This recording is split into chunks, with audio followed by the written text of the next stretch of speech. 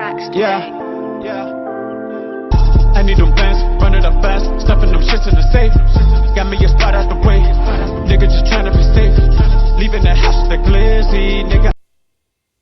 Let's get to the sports talk.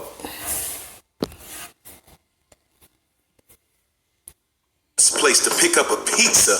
Might we recommend the place with pizza in the name? Call Pizza Hut now to pick up a large 3-topping pizza for just $7.99. No one out-pizzas the Hut. Is Matthew Stafford overrated or underrated? He's overrated. I understand when I say, well, how is he rated is the first thing you have to, but he's overrated. He's a good quarterback, but he's overrated. So how do we define overrated and underrated and all this stuff? Well, let's look where he was drafted and what the expectations are for someone like that. He was drafted in the first round as the first overall pick. He's the #1 pick in the draft. He's played in the league now 11 seasons. And then the rest of my argument sounds very much like your read, Charlie, like, okay. Matthew Stafford gotta get Detroit to the playoffs this year. They gave you that big contract because of that arm you got. But it ain't no use if you ain't in the playoffs contending for a championship. I know he in a tough division, but he has to figure out a way to at least get a wild card or something to live up to the contract they gave him. I'm surprised he still got a job when he got a job because Detroit ain't gonna look right without him. But he has to do something this season to get them to the playoffs. You're the #1 overall pick. What have you done? Well, how many times have you won the division? 0. Okay, how many times have you won a playoff game? 0. Well, surely that must be the product of the fact that you don't have enough good players around you. Have you ever been to a Pro Bowl? 1 as an alternate? 1 as an alternate. How are you paid?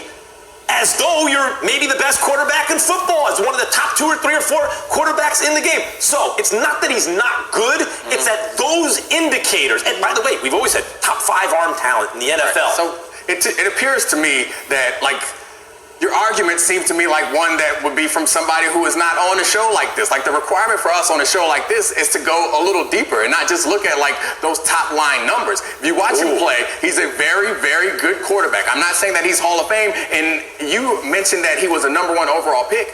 I agree that he's underachieved for #1 overall pick, but the expectations change. The ratings change. So he may be underrated, or excuse me, he may be overrated for a #1 overall pick, but the expectations have changed. And since when have they changed? They went down because they haven't been very good. Since when? But since when have they changed? I'm not going to put an exact date on it, but the expectations have changed. I'm surprised about an argument on a show like this. Dominique, when did they change? Because he's paid as though he's the best quarterback in football. Difference does it make when it changed? The point is, you need context, and we're supposed to understand that he's been dropped into a situation that is not great. You're going to say the Lions have been a historically great franchise. They've won double-digit games. That's the type of context. Go ahead, Will. Hey, well, I'm just curious, what are the expectations here? Because here's the thing, I agree with you, he's not overrated, but you're losing me on your argument. What are the expectations, to Max's point, is you got to win. Like, you got to win something, a playoff game, a division title. You got to win something. So what are the expectations here? No, that's the argument. That's the type of stuff that I'm talking about where it comes out. You guys are smarter. Here's another situation, man. You got to put enough playmakers around him, to be honest. He one of the quarterbacks that need more targets. We got Galloway, Jones. Like, he need more targets around him. The last target he had was Calvin Johnson. They let go to Tego because they didn't want to pay him no more money. That's not helping him. Give away his targets to help him. Yeah, he do have to do something to live up to that contract. He do have to win something to show why he got that money. He have to do something. To know that wins and losses are not determined by one position. Let's look at it. So if you're going to argue that he's not good because, or he's overrated because they haven't won a Super Bowl and they haven't won enough games, I think is an oversimplification. Okay, hold on, I'm asking you. I'm trying to pin him down on when. No, but here's the deal, Max. Here's the deal. I disagree with you. I'm with Dominique on this. I do not think Matt Stafford is overrated, but I acknowledge that you have a very compelling argument when you can boil it down to wins and losses, because over a decade, Matt Stafford has given you very little of it. But right now, if you're asking me, which quarterbacks can you have from the NFC North? I pick Matt Stafford second. It's Aaron Rodgers, then Stafford, then Cousins, then Trubisky. If you're asking me which quarterbacks in that division have the most questions about them, I think actually Stafford has the least. We know who he is, and I believe you can win with him. We need to see can Aaron Rodgers play with his new coach. We need to see can the Bears actually win with Trubisky, and we need to see if Kirk Cousins can push the Vikings over the hump. But I know that Stafford has a cannon for an arm. I know he's going to have a 2-to-1 touchdown interception ratio, roughly, probably better than that. And I believe, here's the thing, Max, he reminds me, and hear it slowly now, he reminds me in a way of Tony Romo. Not as good as Romo, but if he were put in the right offense, an offense that relied on the running game and had Matt Stafford play within the confines of a somewhat conservative offense, I think Stafford is absolutely a quarterback you can win with. I agree with the Romo comparison, and that's my point, is like the conversation. That's another thing. He need a run game. You can't keep throwing the football. You need a run game to take the pressure off him. He need a balance to help him out to get him going.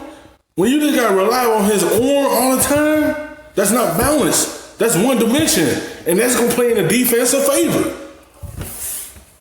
Is like he hasn't won, so he can't win. That's the point. I think he's a good enough quarterback to win with. I think there are lots of other variables that we don't take into consideration when we talk about this guy. I remember when he was up for free agency or coming up on a new contract, the conversation was like, should they pay him or shouldn't he pay him? Like, I thought that was one of the most ridiculous. That's why I feel like people think he's underrated. Both of your arguments. You're both arguing that he's a good quarterback. I agree with that. You're both arguing that you rate him properly. Okay. But now we have to look at the objective ways in which he has been rated in order to establish whether he's over or under or rated just right. You're the #1 overall pick in the draft. You have one of the richest contracts in NFL history that was signed not that long ago. And you've been to 3 playoff games, which means you've had a team around you good. Well, maybe he led them there. Well, fine. But they were good enough to get there, and you have yet to win a single one. You played over a decade in the league. So it seems to me that the world is rating Matthew Stafford as a better quarterback than he's actually producing. It's not that he's not good. Is Matthew Stafford a franchise quarterback? Is he a franchise quarterback? Obviously. I would say yes, he's a franchise quarterback. Okay, then he's worthy of the #1 overall pick, and you have to put that into the time and the frame in which he was taken. Second, the contract is a terrible way of going about ranking quarterbacks. It's when you get to the market window. Yeah, man, you can't keep going at his contract. It's also to the organization to put something to round him so he can succeed and win games for them. It's not all on him. It's around him. He don't really have the pieces around him like that. He need a run game. Like, it's up to them to put the pieces with him. If you put the right talent around him and a run game around him, he will take Detroit somewhere. He just with a team that don't really have too much around him. I believe it doesn't matter if Dak Prescott is a top 5 quarterback in the league. He's going to have to be paid that way in the short term. And then the league will continue to pay quarterbacks higher and higher. So the fact that Stafford makes $27 million a year doesn't rate him. It's not how we rate him. So how would you guys like here's the rating. Stafford is about 12, 13, 14. He's about in that range of the league when it comes to ranking quarterbacks. Oh, wait a minute. He went from, like, when we say good, we're talking about starting quarterbacks, right? So 12, 13, 14, he's outside of the top 10. That's not like MVP level or anything like that. Correct. And it's a little bit better than a middle-of-the-pack quarterback. I agree with you, actually, Will. I think if you said, is Stafford a franchise quarterback? To me, he is just the guy who is on the right side of the line of a franchise quarterback. To me, Kirk Cousins, the answer is actually no. Matthew Stafford, the answer is yes. But that is the line between Cousins and Stafford. And yet, not only is he paid like an elite guy, not only was he drafted like a Hall of Famer, but he hasn't produced when it's mattered most. His numbers have been incredibly impressive since 2011. He hasn't missed a game. Only people who've thrown for more yards than him is Breeze, Ryan, and Brady. So, like, he is up there. I'm just saying See how he's rated? We are not. He had impressive numbers. You can't take that away from him. He is a franchise quarterback. Detroit is not going to look right without him. It's up to that organization to do something about it. Bring in some people that can help him. If you don't bring the right guys around him, they'll continue already losing, winning some games, missing out on playoffs. It's up to the organization to bring something to him to help him. It's not just him. He needs help as well. He's not going to carry a team. It's a team sport. He needs the right players around. He needs playmakers around him.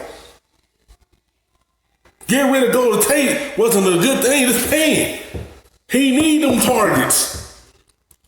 When you let his target go, well, he only got one. He needs some good players around, good playmakers around to help him succeed. He got the arm to get him there, and just they have to do something to get them over the hump to help him.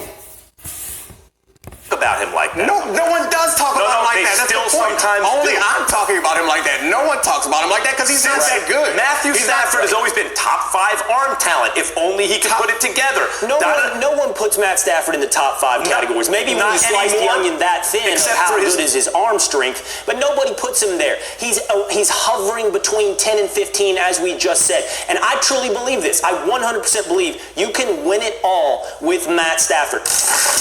Thanks for watching ESPN on YouTube. For more sports highlights,